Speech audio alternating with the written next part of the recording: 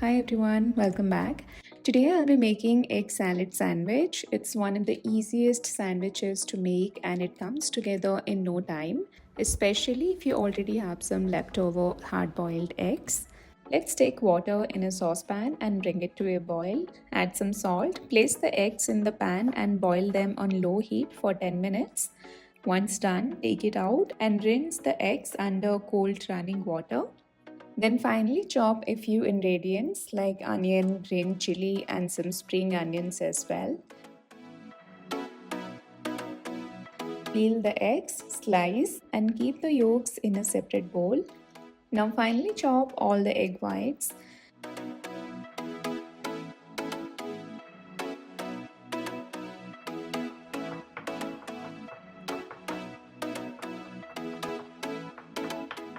Using a fork, mash the egg yolks.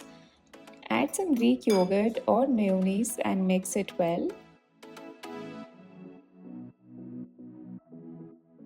Add salt and pepper to taste.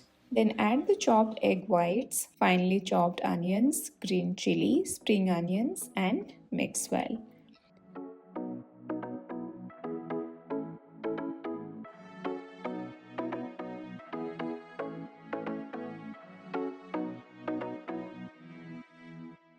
Lightly toast a few slices of bread of your choice. I love to have this egg salad on sourdough bread slices.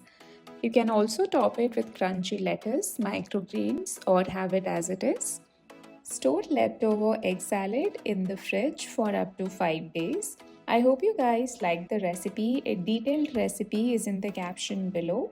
Give it a try and let me know how it turned out. Don't forget to like and subscribe. I'll see you guys in my next one.